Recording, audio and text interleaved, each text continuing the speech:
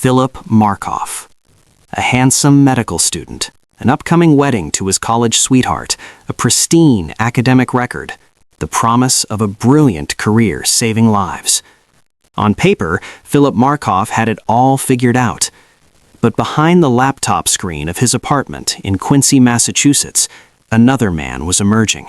Someone who used the internet not to connect, but to hunt. In the spring of 2009, 3 women answered advertisements they thought would lead to business transactions. Instead, they walked into hotel rooms where a monster in a white coat was waiting. One of them would never walk out alive. The first sign that something was wrong came on April 10, 2009, when Tricia Leffler arrived at Boston's Westin Copley Place Hotel. She was there to meet a client who had contacted her through Craigslist. The meeting started normally, but within minutes, the man pulled out a gun. He forced her to the floor, bound her wrists with plastic zip ties, covered her mouth with duct tape, and demanded money. Then, as quickly as he had appeared, he vanished, leaving Leffler shaken but alive. 4 days later, on April 14th, Julissa Brisman walked into the Copley Marriott Hotel. The 26-year-old had posted an advertisement offering massage services and had been contacted by someone interested in booking her time. She texted a friend the details of her appointment, a routine safety measure. That text would turn out to be her last communication with the outside world. When hotel staff entered the room later that evening, they found Julissa on the floor in a pool of her own blood. She had been struck with a blunt object, fought back with everything she had, and then been shot 3 times. She was rushed to Boston Medical Center, but her injuries were too severe. Julissa Brisman was pronounced deceased shortly after arrival. 2 days later, on April 16th, Cynthia Melton, an entertainer, met a man at a Holiday Inn Express in Warwick, Rhode Island. Like the others, she had been contacted through Craigslist. Within minutes of entering the room, the man restrained her and demanded her cash and credit cards. But this time, something went wrong for the attacker. Melton's boyfriend, who had been waiting nearby and sensed trouble, burst through the door. The assailant fled, running down the hotel hallway and disappearing into the night. 3 women, 3 hotels, 3 attacks within 7 days. Investigators immediately recognized the pattern. The descriptions matched: a tall, blonde, clean-cut man in his early 20s. Security footage from each location showed the same individual. But what truly cracked the case wide open was something the attacker hadn't anticipated: digital breadcrumbs. One of Julissa's friends discovered the email correspondence between her and the man she had planned to meet. That email contained something invaluable: an IP address. In the digital world, an IP address functions like a home address for your computer. It's unique, traceable, and in this case, it led directly to an apartment in Quincy. The name on the lease? Philip Haynes Markoff, a 23-year-old second-year medical student at Boston University. The revelation stunned everyone who knew him. His classmates described him as serious and dedicated. His professors saw a promising future doctor. His fiancée, Megan McAllister, was planning their August wedding. They had been together for 3 years, having met while volunteering at a hospital. How could this man, this studious, ambitious, seemingly kind individual, be connected to such violence? On April 20th, 2009, police followed Markoff and McAllister as they drove south on Interstate 95 toward Foxwoods Casino. They pulled the couple over in Walpole, and Markoff was arrested without incident. When authorities searched his apartment, what they found painted a disturbing picture. Hidden inside a hollowed-out copy of Gray's Anatomy, the foundational textbook for medical students, was a semi-automatic gun. Ballistics would later confirm it was the weapon used to end Julissa Brisman's life. They also discovered plastic restraints, duct tape, several disposable cell phones, and stolen undergarments belonging to victims. Forensics computers revealed an even darker truth. For nearly a year before his first attack, Markov had been actively browsing personal advertisements on Craigslist, particularly in sections featuring individuals offering companionship services. His search history showed a pattern of seeking out vulnerable people, studying their routines, and planning his approach. Why did Philip Markov do this? The investigation uncovered financial pressure as a potential factor. He was carrying $130,000 in student loan obligations and had developed a serious interest in gambling. But money alone doesn't explain the violence. Psychological experts who reviewed the case suggested a more complex picture: someone living two completely separate existences, compartmentalizing his actions in a way that allowed him to commit terrible acts while maintaining the appearance of normalcy. In the days following his arrest, Megan McAllister publicly defended him, stating he was incapable of such actions. But within a week, she visited him in jail to officially end their engagement. The evidence was simply too overwhelming to deny. Philip Markov never stood trial for his crimes. While held at Nashua Street Jail in Boston, he made multiple attempts to harm himself. On August 15, 2010, exactly 1 year after what should have been his wedding day, he succeeded. Using a makeshift blade fashioned from materials in his cell, he took his own life. Guards discovered him in the morning, with his ex-fiancée's name written in blood above his cell door. Photographs of Megan were spread across his small table. Even in his final moments, his actions remained deeply troubling. Julissa Brisman's death was not just a personal tragedy, it sparked nationwide conversations about online safety.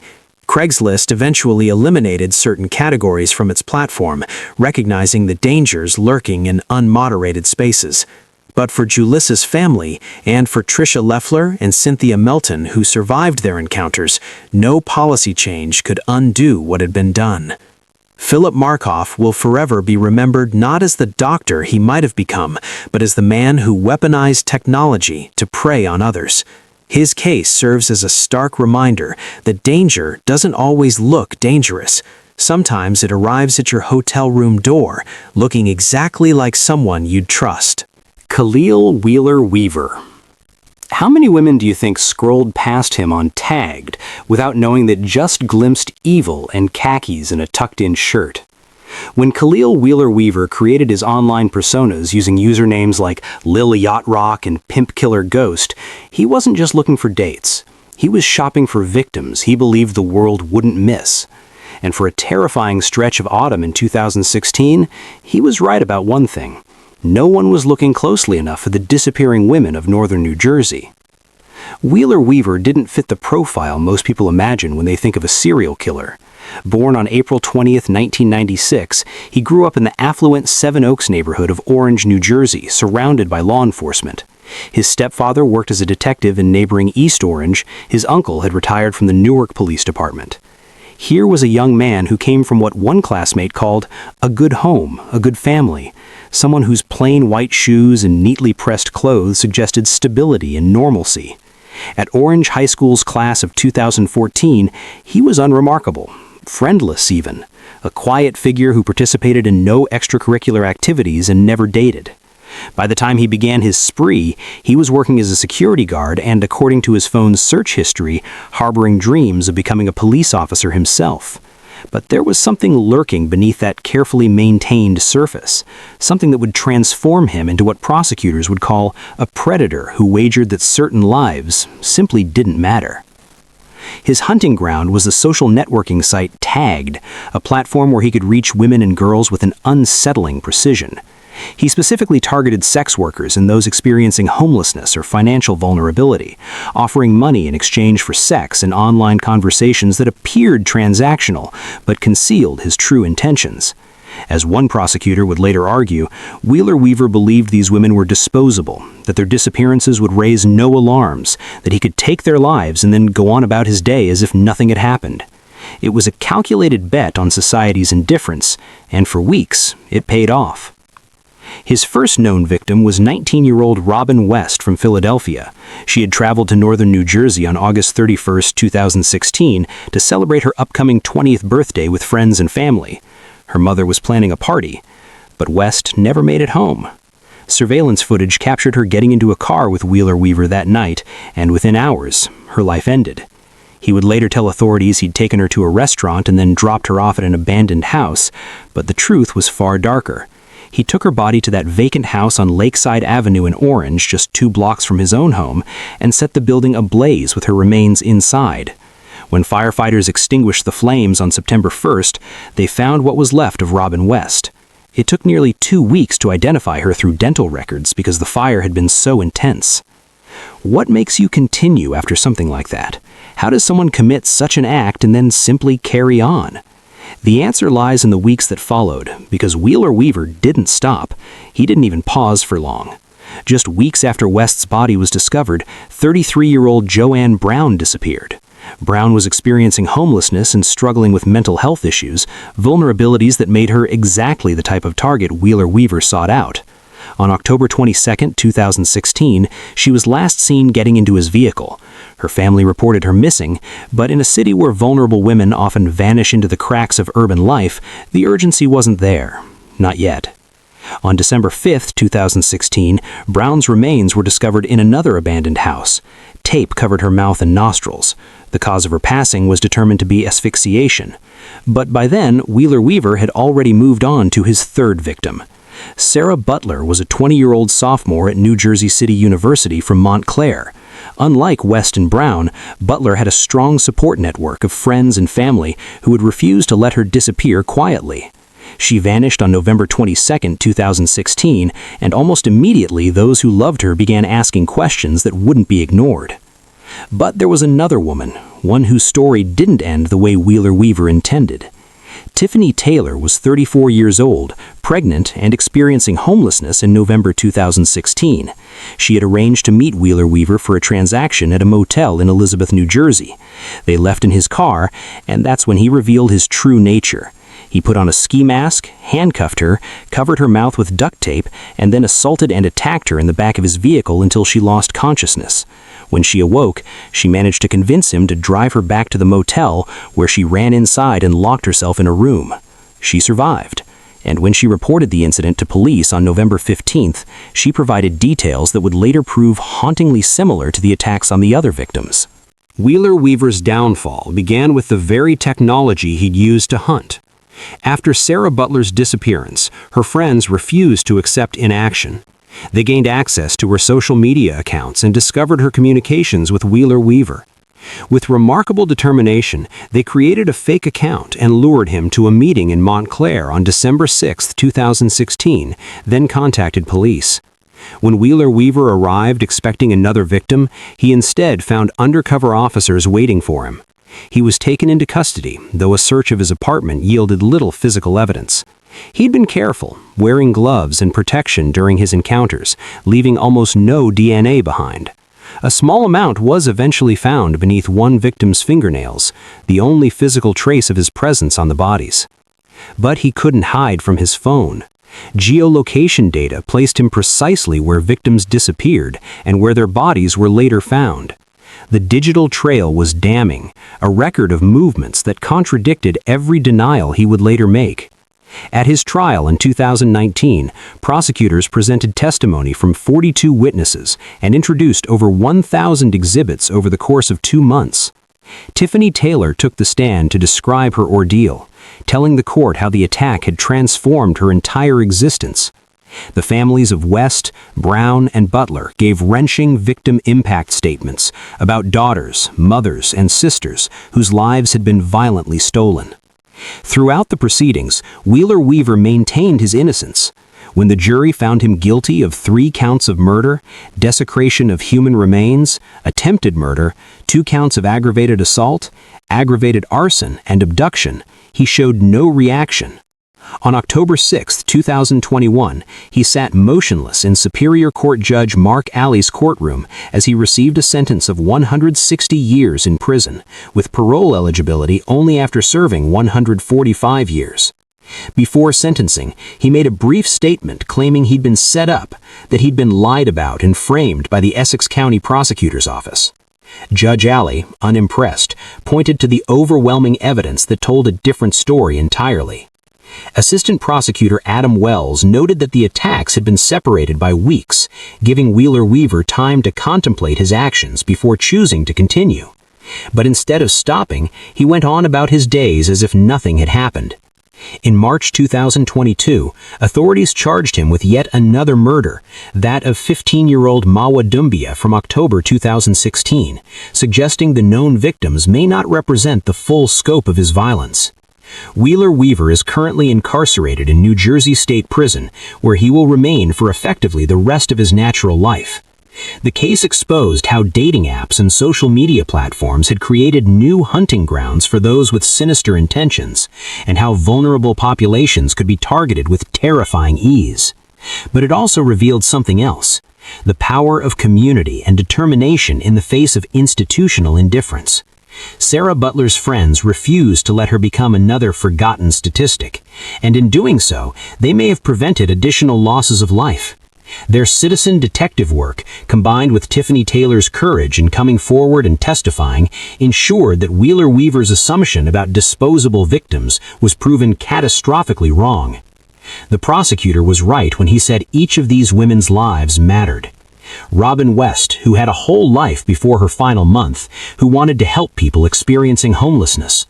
Joanne Brown, who was struggling but still deserving of safety and dignity. Sarah Butler, a college student with dreams and a future. And Tiffany Taylor, who survived to tell her story despite the permanent scars it left.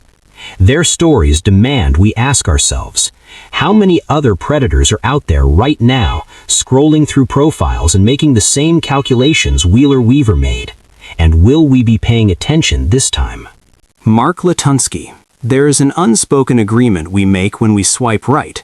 We trust that the person on the other end of the screen is who they claim to be. We trust that meeting them in real life will be awkward at worst, pleasant at best. We never imagine that the cheerful conversation, the flirty banter, might be a trap set by someone whose home conceals unthinkable horrors. And we certainly never imagined that accepting an invitation could mean never coming home.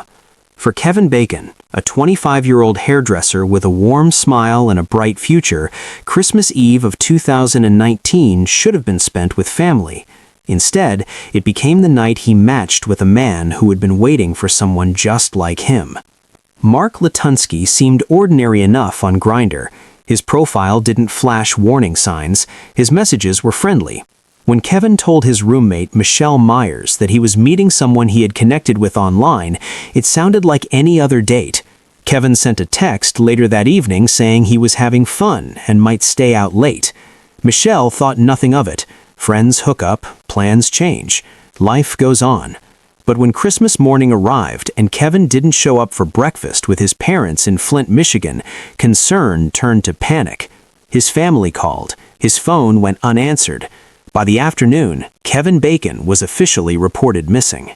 What investigators didn't know yet was that Mark Latunsky already had a history that should have raised alarms long before Kevin ever walked through his door.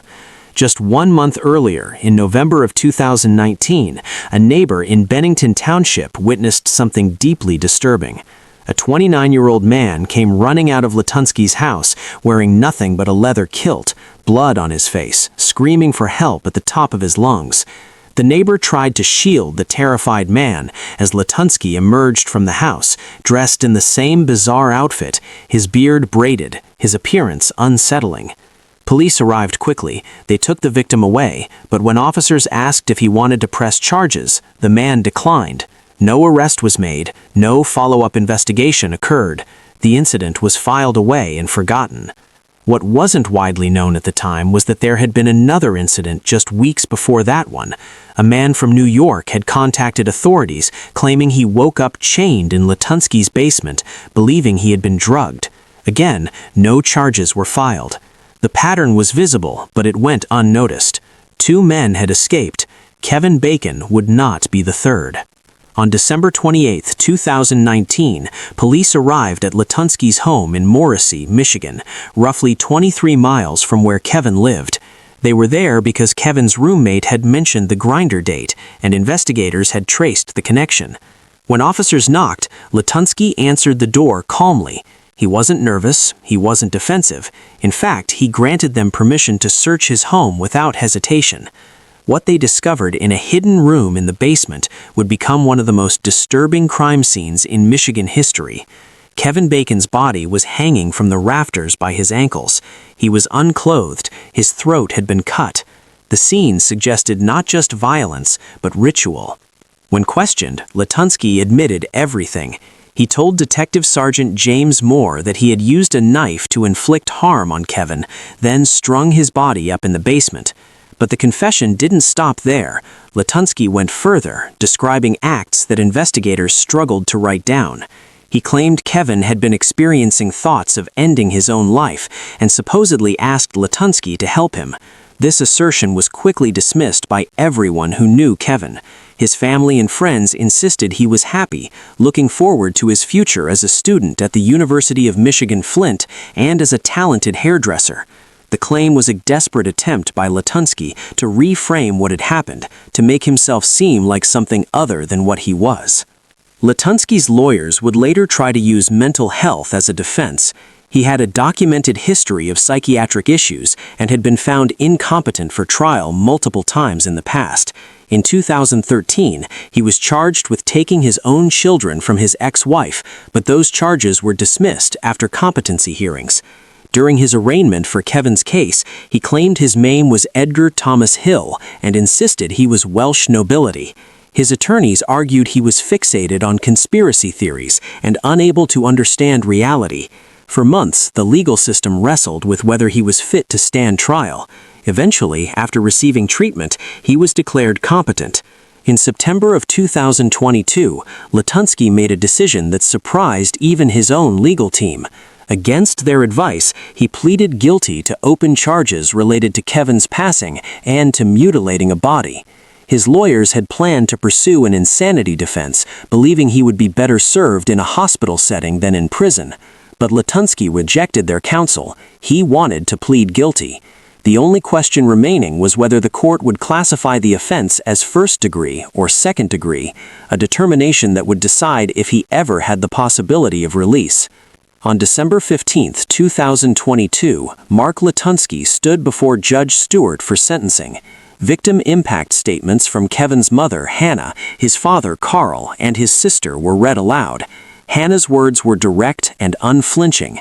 She told Latunsky that in his distorted mind, he probably believed he had done nothing wrong. Carl spoke about how Kevin had touched so many lives, how he was loved and cherished by everyone who knew him. The family's grief filled the courtroom. Latunsky, his hands shackled, his beard long and unkempt, declined to speak. Judge Stewart sentenced him to life in prison without the possibility of release. He also received an additional sentence for the mutilation charge to run at the same time. Mark Latunsky will never leave prison. He is currently held in a Michigan correctional facility where he will remain for the rest of his life. Kevin Bacon's story has become a rallying point for discussions about app safety and the responsibility platforms have to protect users. Grindr issued a statement after Kevin's passing, expressing sorrow and promising cooperation with law enforcement. But for Kevin's family and friends, no policy change can bring him back. They remember him not as a statistic or a headline, but as a son, a brother, a friend, and a talented young man whose life was stolen by someone he should never have trusted.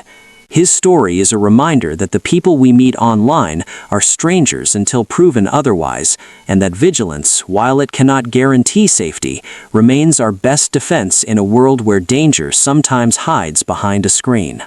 Aubrey Trail. In a world where trust is currency, what happens when two people join forces to turn that currency into a death sentence? Sydney Loof sent a cheerful snapshot to her friends on November 15, 2017. The caption read, "Ready for my date," and her smile suggested nothing but anticipation.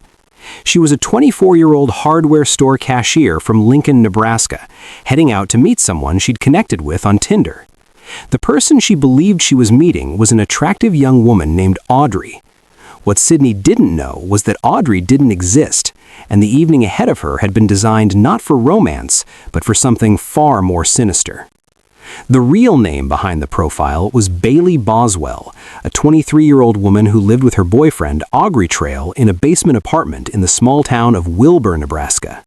Trail was 51 years old at the time, more than twice Boswell's age, and their relationship was built on deception, manipulation, and a shared obsession with fantasies that would eventually turn deadly. Together, they had constructed a life on the fringes of legality, running antique scams, stealing coins, and moving from place to place to avoid detection. But prosecutors would later argue that by the fall of 2017, they had graduated to something far worse. They were shopping for someone to take a life, and they were using dating apps to find their target. Trail's story began decades earlier in a childhood scarred by neglect and violence. Born on August 15, 1968, he experienced abuse at the hands of his parents before being taken in by his grandfather at age 2. When he eventually returned to his parents' home, the cycle repeated itself with his stepfather. He moved through foster homes and juvenile facilities, landing in prison as a teenager for armed robbery in Tennessee. By the time he met Boswell, he had a decades-long history of theft, fraud, and manipulation. He had perfected the art of charm and control, presenting himself as someone who could offer excitement, money, and a lifestyle that seemed alluring to young women struggling to find their way. Boswell herself came from Iowa, where she had once been known as a talented athlete and a promising student. But after her father was reportedly taken from her by violence in the mid-90s, her life took a darker turn. She fell into the orbit of Trail, a man who called himself a vampire, referred to her as his queen, and surrounded himself with young women he controlled through a combination of money, manipulation, and fear. According to testimony that would later emerge at trial, Trail and Boswell ran what several former associates described as a kind of cult, where young women were given allowances in exchange for intimate activities and participation in their schemes. The women were required to call Trail Daddy and Boswell the Queen Witch, and any violation of the strict rules resulted in punishment. One woman who managed to escape testified that Trail had threatened her family if she ever spoke about what went on inside that world. But by November of 2017, the couple's dynamic had shifted in a disturbing direction. According to prosecutors, they had begun discussing the idea of taking someone's life.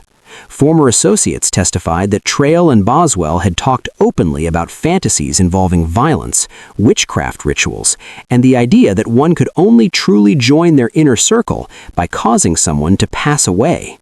One woman, Ashley Hills, testified that Trail had told her she could become his 13th witch, but only if she ended someone's life and breathed in their final breath.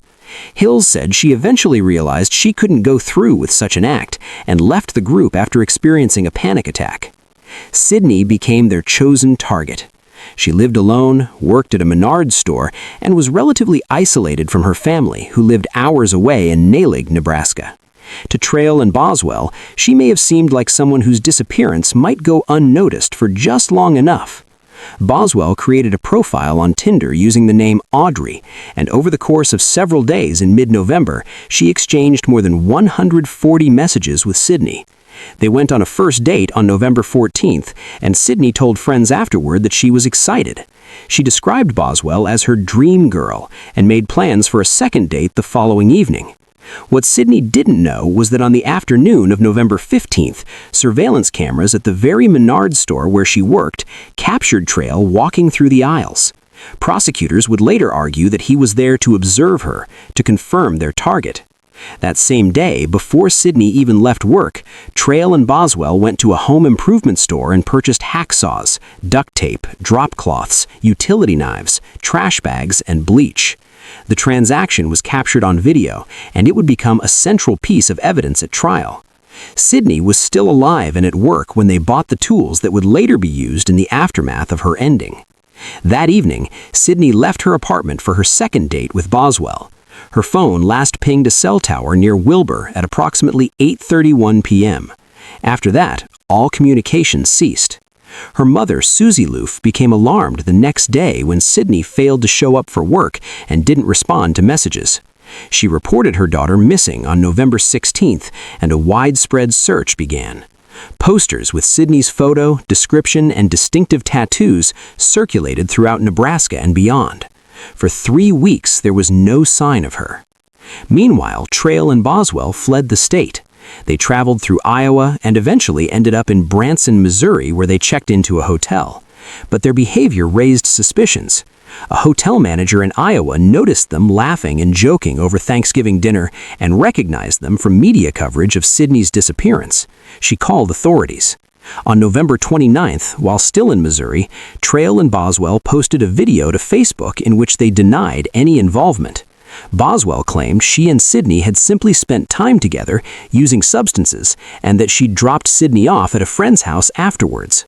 Trail, speaking in a rambling and agitated manner, insisted he'd never harmed a woman in his life. The video ended with profanity directed at law enforcement. They were arrested the next day on unrelated federal charges involving stolen goods. On December 4th and 5th, search teams discovered Sydney's remains in garbage bags scattered along gravel roads near Edgar, Nebraska, roughly 90 miles southwest of Lincoln. Her body had been divided into 14 pieces.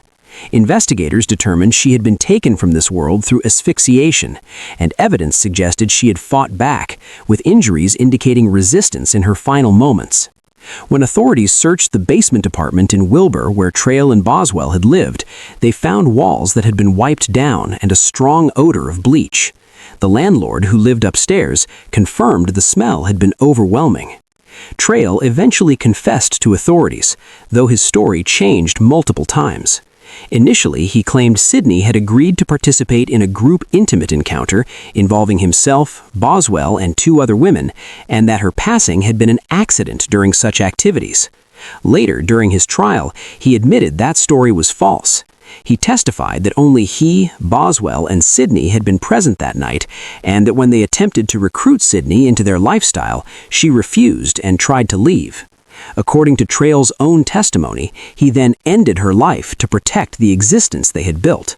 His admission came after a shocking moment in the courtroom, when on the 3rd day of his trial, he stood up, shouted that Boswell was innocent, and proceeded to harm himself with a concealed object before being rushed to a hospital. The jury deliberated for less than 3 hours. On July 9, 2019, Aubrey Trail was found responsible for Sydney's ending, along with conspiracy and improper disposal of remains. On June 9, 2020, a 3-judge panel sentenced him to the ultimate penalty, making him one of only 12 individuals on Nebraska's roster awaiting that fate. Boswell, tried separately, was found equally responsible in October 2020 and received a sentence of life without the possibility of release. She is currently held at the Nebraska Correctional Center for Women in York, while Trail remains at the Tecumseh State Correctional Institution. The case forced a national conversation about the vulnerabilities created by dating apps and the ease with which predators can exploit them. But it also revealed something about the nature of partnership in violence. How does one person convince another to participate in such acts? What dynamics of control and shared delusion must exist for 2 people to plan, execute, and then attempt to cover up something so irreversible? Sydney's family was left with a void that can never be filled, and a tattoo on her severed arm that read, "Everything will be won," served as a heartbreaking reminder of a future that was stolen before it could be written. Daniel Drayton. How many swipes does it take to find love? For millions of people, dating apps promise connection, companionship, maybe even a soulmate waiting on the other side of a screen. But what happens when the profile picture smiling back at you belongs to someone who sees dating platforms not as a path to romance, but as a hunting ground? What if the man who calls himself a dream guy is actually mapping out your address, studying your routine, and planning something you could never imagine? For women across 3 states, swiping right on Daniel Drayton meant stepping into a nightmare that would change their lives forever. And for one 29-year-old nurse from Queens, it meant she would never get the chance to swipe again. Daniel Drayton was born in 1990 in New Haven, Connecticut. His childhood was marked by instability and trouble, setting a pattern that would follow him into adulthood. By his early 20s, he already had encounters with law enforcement. In 2011, he faced charges related to restricting someone's freedom. 2 years later, he was found guilty and given a 3-year sentence. When he was released, the cycle continued. In March of 2018, he was found responsible for second-degree harassment, but received a suspended sentence in favor of probation. To anyone looking at his record, the red flags were waving. To the women who met him online, those flags were invisible. In November of 2017, Drayton matched with a woman named Zynia Barney on a dating platform. He messaged her for 2 days straight until she finally responded. Barney wasn't looking for anything serious, but Drayton seemed different. He was charming, attentive, and persistent in a way that felt flattering rather than concerning. Their first meeting went well. Soon they were seeing each other every day. Walks in the park, meals together, conversations that felt easy and natural. Barney described him as a dream guy, someone who made her feel special and wanted. But that illusion started cracking when she answered a call on his phone from a woman named Cherry. The caller said she had also met Drayton on a dating app and believed they were just friends, but she had no idea he was seeing Barney. When confronted, Drayton pleaded with her, insisting it was nothing. Barney ended the relationship, but offered to remain friends since he was new to New York and struggling to find work. That decision would nearly cost her life. In early June of 2018, Barney began noticing disturbing behavior. Drayton would sleep outside her home, waiting for her. He would show up unannounced, begging her to take him back. One night, he took her landlord's ladder and climbed up to her window while her son was inside. She knew then that he had crossed a line. On the morning of June 30th, Drayton called her repeatedly starting at 6 a.m. When she finally answered, he asked to see her one last time before leaving for California. Against her instincts, she agreed. They met, and he asked if he could drive her car. Once they were alone on the road, everything changed. Drayton began accusing her of lying. His tone shifted from pleading to aggressive. Then, without warning, he grabbed her by the throat and started choking her. Barney went into what she later described as survivor mode. She managed to release her seatbelt and throw open the driver's side door, flinging herself out of the moving vehicle. Drayton jumped out on the passenger side and charged toward her, but 3 factory workers nearby saw what was happening and intervened, chasing him off. His final words to her were a promise: "I'm going to kill you." Police arrived, photographed her injuries, and arrested Drayton. He was charged with aggravated harassment and strangulation in the 2nd degree. But on July 5, 2018, a judge released him without bail, despite prosecutors objecting. That decision would prove to be a fatal mistake. Just 11 days later, on July 16, 2018, Drayton went on a date with Samantha Stewart, a 29-year-old nurse who lived in Springfield Gardens, Queens. The two had connected on Tinder and agreed to meet. They went back to her apartment on 145th Road. Sometime that day, Drayton attacked her. The details of what happened in that apartment are deeply disturbing. Samantha was beaten and strangled. Afterward, Drayton engaged in acts that showed a complete disregard for her humanity. On July 17th, Samantha's brother arrived at her home and found her body wrapped in a blanket in the corner of her bedroom. The scene was of incomprehensible violence. Drayton had stolen her credit cards and driver's license, using one of the cards to purchase a one-way plane ticket to Los Angeles. He fled New York, leaving investigators to piece together what had happened. While detectives in New York were connecting Drayton to Samantha's case, they also linked him to another incident. In Brooklyn, a woman reported that she had been assaulted on June 17th after meeting someone on Tinder. She said her attacker choked her until she lost consciousness and then assaulted her while she was unable to defend herself. DNA evidence from Samantha's apartment matched the Brooklyn case. The common thread in both attacks was Tinder. Investigators realized they were dealing with someone who was actively using dating platforms to find and harm women. On July 24, 2018, a task force of New York and New Jersey detectives tracked Drayton to North Hollywood, California. When police arrived at an apartment complex, they found a 28-year-old woman being held against her will. She had met Drayton during a shared Uber pool ride, and what started as friendly conversation turned into a 2-day ordeal. She was restrained, assaulted, and told she could not leave. Officers interrupted the situation before it escalated further. Drayton was taken into custody and charged with attempted murder, forcible rape, sexual penetration by a foreign object, and false imprisonment. Bail was set at $1,225,000. After his arrest, Drayton made claims to investigators that he was responsible for as many as 7 additional cases across multiple states, including Connecticut and New York. Investigators began investigating those assertions, though Chief of Detectives Dermot Shea cautioned that suspects sometimes confessed to crimes they didn't commit for various reasons. What was certain was that Drayton had a documented history of targeting women through dating platforms, and authorities believed there were likely more victims who had not yet come forward. In April of 2022, after years of legal proceedings, Drayton was extradited from California back to New York to face charges in Samantha Stewart's case. Queens District Attorney Melinda Katz announced an 18-count indictment charging him with second-degree murder, sexual misconduct, grand larceny, identity theft, and possession of stolen property. Katz described the crime as one that made every person using a dating app fearful, noting that Samantha had been duped by someone who played a charmer online, but in reality a predator. Drayton faces up to 25 years to life in prison if given guilty. The story of Daniel Drayton is not just about one man's actions. It's about the systemic failures that allowed him to continue harming people despite repeated warnings. It's about a judge who released him despite objections from prosecutors who saw the danger. It's about the gaps in communication between states that left his criminal history invisible to those who needed to see it. And it's about the women who trusted that a dating app would connect them with someone safe, only to discover that danger can wear the mask of charm until it's too late. Samantha Stewart's family still waits for justice. The women who survived carry scars that may never fully heal. And the question remains, how many others are out there, their stories still untold, their pain still unacknowledged? John Edward Robinson. What happens when technology designed to bring people together becomes a tool for finding prey?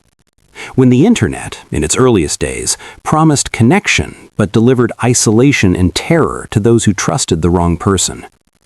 Before the world fully understood the dangers hiding in chat rooms and message boards, one man was already exploiting every vulnerability the digital age offered. He wasn't a hacker, he wasn't a tech genius.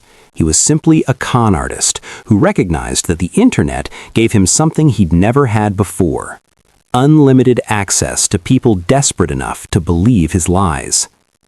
John Edward Robinson earned a title no one wanted to claim: the internet's first known serial killer.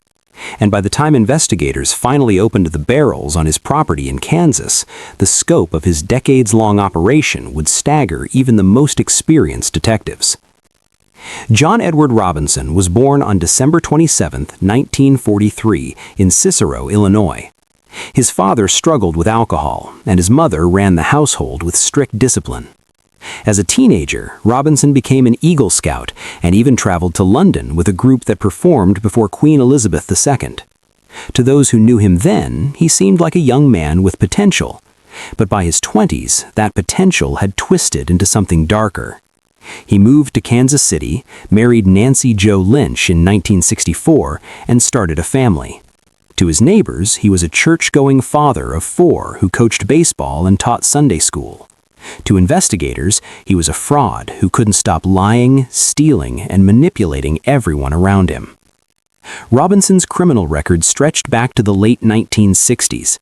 He was convicted of embezzling $33,000 from a medical practice where he worked as an X-ray technician, a job he obtained by forging his credentials. Over the next decade, he cycled through arrests for securities fraud, mail fraud, and parole violations. Each time he managed to avoid serious consequences. Each time he escalated. By the mid-1980s, Robinson wasn't just stealing money anymore. He was taking lives. In 1984, he hired 19-year-old Paula Godfrey, promising her a sales job with training opportunities. She told her family she was excited about the position. Days later, she disappeared. Her parents received a typewritten letter with Paula's signature at the bottom, claiming she was fine and didn't want contact. They reported her missing, but without evidence of harm, the investigation stalled. Paula Godfrey was never seen again. In 1985, Robinson, using the alias John Osborne, encountered Lisa Stassi at a shelter for women escaping domestic situations. She was 19 years old with a 4-month-old daughter named Tiffany. Robinson offered her a job, housing, and a fresh start. Lisa and Tiffany checked into a hotel. Shortly afterward, Lisa vanished. Robinson contacted his brother and sister-in-law, who had been unable to have children, and told them he could arrange an adoption. He gave them baby Tiffany, claiming her mother had taken her own life. He charged them thousands of dollars in adoption fees. The couple raised Tiffany for years, believing the adoption was legitimate. They wouldn't learn the truth until she was a teenager. Robinson went to prison in 1987 on theft charges and wasn't released until 1993. When he got out, he discovered the internet. For someone like Robinson, the online world was a gift. He could be anyone. He could say anything. And most importantly, he could find people who were looking for something: work, companionship, adventure, and convince them he could provide it. He joined BDSM chat rooms using the screen name Slave Master, presenting himself as a wealthy businessman seeking partners interested in that lifestyle. What he was actually seeking were women he could control, exploit, and eliminate. In 1994, he met 45-year-old Sheila Faith online. She had a 15-year-old daughter, Debbie, who had spina bifida and used a wheelchair. Robinson promised Sheila a high-paying job and medical care for Debbie. They moved from Colorado to the Kansas City area. Their mail, including Social Security checks, was forwarded to a post office box Robinson controlled. Neither Sheila nor Debbie were ever seen again, but someone continued cashing their checks. In 1997, Robinson connected with 19-year-old Izabela Luika, a Polish immigrant living in Indiana. He convinced her to move to Kansas City and sign a contract designating him as her master. Her family lost contact with her. In 1999, Robinson met 27-year-old Suzette Troughton, a nurse from Michigan. He promised her a job caring for his elderly father and the chance to travel internationally. Suzette traveled to Kansas in February of 2000. Her mother began receiving emails from her, but something felt wrong. Suzette didn't know how to type, and the emails were flawless. Her mother filed a missing persons report with the Lenexa Police Department. This time, investigators took it seriously. They dug into Robinson's background and found a pattern. Women connected to him had been disappearing for 15 years. Around the same time, 2 other women filed complaints against Robinson, claiming he had assaulted them after luring them through online chat rooms. One reported that he had stolen hundreds of dollars worth of personal items from her. That theft charge gave police probable cause to search his property. On June 2, 2000, officers arrested Robinson and executed search warrants on his trailer home, a storage unit he rented, and his rural property in Lacine, Kansas. At his home, they found 5 computers and blank stationery signed by Lisa Stassi. In the storage unit, they discovered identification documents, social security cards, and signed slave contracts belonging to Suzette Troughton and Izabela Luika. Then came the discovery that would define the case. On Robinson's property, investigators found 2 85-pound chemical drums. Inside were the remains of Izabela Luika and Suzette Troughton. 3 days later, at a storage facility in Raymore, Missouri, they found 3 more barrels containing the bodies of Sheila Faith, Debbie Faith, and Beverly Bonner, a woman Robinson had met while incarcerated. She had left her husband to work for him and was never heard from again. John Edward Robinson was charged with multiple counts. In 2003, he was found guilty in Kansas and sentenced to death for 3 of the cases. In 2005, to avoid another trial in Missouri, he entered a guilty plea for 5 additional cases and received multiple life sentences. As of today, Robinson remains on death row at El Dorado Correctional Facility in Kansas. He has never expressed genuine remorse. He has never fully cooperated with investigators, and authorities believe there may be more victims whose cases have never been connected to him. His story is a reminder that evil doesn't always announce itself. Sometimes it hides behind a smile, a promise, and a computer screen. Ethan Robert Hunsaker. What does someone with darkness inside them look like? Do they wear it on their face? Do they announce their intentions? Or do they sit across from you at a bar, laughing at your jokes, making plans for the rest of the evening, giving no indication whatsoever that within hours, everything will change? On the evening of May 23, 2020, Ashlyn Black matched with someone on Tinder. The conversation was friendly. He suggested meeting up for drinks. She agreed. It seemed like any other Saturday night in Layton, Utah. A date, some conversation, maybe the start of something new. By sunrise, Ashlyn would be gone, and the man who sat across from her would be calling 911 to confess what he had done. Ethan Robert Hunsaker was 24 years old at the time. To his coworkers at a concrete company, he had always been the goofy kid who made people laugh. He was outgoing, friendly, the type who could turn any shift into something tolerable. But sometime around the previous year, people noticed he wasn't the same. His relationship with the mother of his young daughter had fallen apart, and the breakup seemed to change him. He became withdrawn. His attendance at work became sporadic. He showed up late, or sometimes not at all. Then there were the comments. Dark ones. Coworkers later recalled that he had made troubling statements about harming women, though they didn't elaborate on specifics. Within months, Hunsaker lost his job after an incident with a female colleague. Friends and coworkers who once knew him as lighthearted now saw someone they didn't recognize. On May 23rd, Ashlyn Black logged on to Tinder around 9 p.m. She connected with Hunsaker and they began messaging. Within a short time, they arranged to meet in person. Hunsaker picked her up from her home, and they headed to a local bar in Layton. According to what Hunsaker later told investigators, the evening went well. They had drinks, they talked, there was no tension, no argument, no warning signs that anything was wrong. When the bar closed, Ashlyn agreed to go back to his place, a 3-bedroom house on Reed Avenue that Hunsaker hadn't fully furnished yet. They spent time together on the floor of the bedroom. Afterward, they fell asleep side by side. Around 3 a.m., Hunsaker woke up. Ashlyn was still asleep, lying on his left arm. They were cuddling. And then, for reasons that still defy understanding, Hunsaker began choking her. He later told police he squeezed her throat as hard as he could for about a minute. Ashlyn fought back. She clawed at his arms, hit him in the neck and shoulders, trying desperately to free herself. But he didn't stop. When she continued resisting, he reached for a spring-assisted pocket knife with a 4-inch blade and used it on her multiple times, between 5 and 10 strikes, according to his own account. Then he sat there and watched as the life left her body. 10 minutes passed before he did anything. Finally, at 3:19 a.m., he called 911. The dispatcher who answered heard a calm, flat voice on the other end. Hunsaker told them he had taken someone's life. He gave his address. He said he didn't know the person and had met her on social media. Then he added something chilling. He wanted the police to come and end his life when they arrived. Officers responded immediately. When they entered the home, they found Ashlyn lying face down on the bedroom floor. There were multiple wounds on her torso. A knife was nearby. Hunsaker was waiting for them, cooperative and composed. He confessed everything without hesitation. During questioning, investigators asked him why. What had caused this? Had there been an argument, a disagreement? Hunsaker told them the date had been normal. There had been no fight, no provocation. He simply woke up and did it. When pressed further, he revealed something that painted a disturbing picture of his internal state. He said he experienced daily thoughts about ending his own life and about harming others.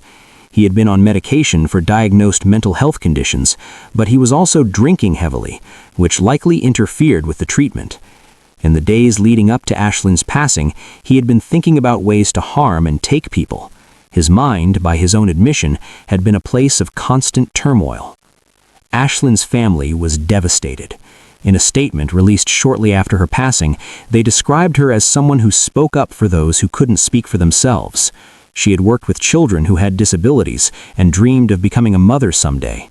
She wanted to adopt a child with Down syndrome. Friends remembered her as someone with an infectious laugh, a passion for vintage clothing, a love of the band Nirvana, and an enthusiasm for camping and hiking. She had her whole life ahead of her, and it was stolen in minutes by someone whose internal struggles turned outward in the most unthinkable way. Hunsaker's case raises questions that don't have easy answers. How do we balance accountability with mental illness? What responsibility do we have to intervene when someone shows warning signs? And how do we protect people who use dating platforms from individuals whose internal chaos makes them dangerous? Ashlyn Black's story is a reminder that sometimes the person sitting across from you at a bar is carrying something you can't see, a burden so heavy that it distorts their reality and turns an ordinary evening into an irreversible tragedy. Damon Allen Benson. How many times have you swiped right? How many profiles have you scrolled past, making split-second judgments about whether someone might be worth meeting? In the modern age of dating apps, millions of people open their hearts to strangers with nothing more than a few photos and a witty bio to guide them. We put our faith in algorithms, in verified badges, in the hope that the person behind the screen is exactly who they claim to be. But what happens when that person is hiding something far darker than an outdated photograph or an exaggerated height? What happens when the app designed to spark romance becomes a tool for something unspeakable? This is the story of Damon Allen Benson, a man whose jealousy and rage transformed a modern dating platform into a weapon. It is a story about three people who met separately on Tinder, about a relationship that spiraled into obsession, and about how quickly connection can turn into captivity. The case would eventually earn Benson a grim nickname, the Tinder Killer. But more than anything, it serves as a stark reminder that the person you meet online may be performing a carefully crafted version of themselves, hiding intentions that would never survive scrutiny in the light of day. In the summer of 2021, Damon Allen Benson was living in Rancho Cordova, California. He was 31 years old, and like millions of others, he turned to Tinder to meet people. Through the app, he connected with a 29-year-old woman who would become both his partner and his victim. At first, the relationship seemed normal enough. They talked, they met up, they spent time together. But as the weeks passed, something began to change. Benson became possessive. He wanted to know where she was at all times. He questioned her interactions with others. And when he discovered that she was also seeing another man she had met on the same app, his obsession turned into something far more dangerous. The other man was Cameron Gabriel, a 48-year-old who had recently moved to Rockland, California. Cameron had spent the previous 2 decades living in Oregon before returning to the state where he grew up. Those who knew him described a gentle soul, someone known for telling entertaining stories, for practicing Buddhist spiritual beliefs, and for treating others with consistent kindness. He did not use substances, he spoke no harsh words, he was, by all accounts, a person simply trying to live his life peacefully and perhaps find companionship along the way. When he and the woman connected on Tinder, neither of them could have imagined the chain of events that would follow. Benson's jealousy festered. He became consumed by the idea that this woman, whom he viewed as his own, was dividing her attention and affection. In August of 2021, his rage reached a tipping point. He contacted the woman and asked her to come to his apartment in Rancho Cordova. When she arrived, she found herself trapped in a nightmare scenario that would last for days. Benson held her against her will. He bound her with rope and suspended her from the ceiling using a hook. While she was restrained and helpless, he hurt her repeatedly in ways designed to break her both physically and psychologically. He used various implements to inflict pain. But perhaps most disturbing was his deliberate choice to carve a symbol of hate into her skin. The woman was of Jewish descent, and Benson knew this when he carved a swastika into her back while she hung suspended and unable to escape. The purpose behind this horror was clear. Benson wanted information. He demanded that she give him Cameron Gabriel's address. He was determined to confront the man he viewed as his rival, the person who stood in the way of his total control over the woman. After enduring prolonged mistreatment, she eventually provided the information, likely believing it was the only way to end her own ordeal. Once Benson had what he needed, he forced her into his car. According to later testimony, she remained in the vehicle while he went to carry out what he had been planning all along. On the night of July 25, 2021, Cameron Gabriel was at his home on East Midas Avenue in Rockland. It was late, and he had no reason to expect danger. Surveillance footage from the area would later tell the story of what happened next. The video showed Benson running toward Gabriel's home in the darkness. Within moments, the sound of shots being fired could be heard. And then, just as quickly, Benson emerged from the house, fleeing the scene while shouting in triumph. Cameron Gabriel, the kind man who spoke no harsh words, was gone. When police arrived at the scene, they found Cameron deceased in his home. The investigation began immediately, and detectives from the Rockland Police Department quickly determined that this was not a random act. They learned about the relationship between the victim and the woman who had been seeing both men. They learned about Benson's jealousy, and most importantly, they learned about what Benson had done to the woman in the weeks leading up to the attack. The woman came forward and provided testimony about her captivity and the mistreatment she had endured. She described being suspended from the ceiling, being harmed with various items, and being marked with a symbol of hate specifically because of her heritage. She explained how Benson demanded Cameron's address and how she had been present when Benson went to carry out what he had been planning all along. Benson attempted to claim that his actions at Cameron Gabriel's home had been done in defense of himself, but the evidence painted an entirely different picture. Prosecutors presented the surveillance footage showing Benson running into the home in the middle of the night, followed immediately by shots being fired, and then, just as quickly, Benson emerged from the house, fleeing the scene while shouting in triumph. Cameron Gabriel, the kind man who spoke no harsh words, was gone. The jury heard extensive testimony from investigators, from the woman who survived, and from other witnesses. In September of 2023, after deliberating on all the evidence presented, they returned with their verdict. Damon Allen Benson was found guilty on all counts. Judge Jeffrey Penny scheduled sentencing in December. On December 20th, 2023, Benson stood before the court to hear his fate. Members of Cameron Gabriel's family gave victim impact statements, describing the man they had lost and the hole his absence had left in their lives. One family member quoted Dr. Cornell West, stating that justice is what love looks like in public. Judge Penny sentenced Damon Allen Benson to 71 years to life in the California Department of Corrections and Rehabilitation. Supervising Deputy District Attorney Jeffrey Moore addressed the court and the public, acknowledging that no verdict could undo what had been done or bring Cameron Gabriel back to those who loved him.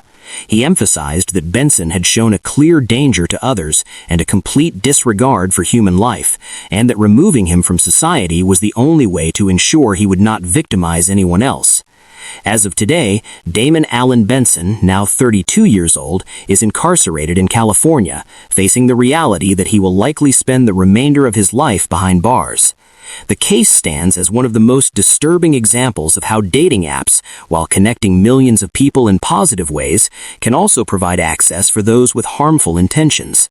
Cameron Gabriel's family continues to mourn the loss of a beloved son, brother, and friend.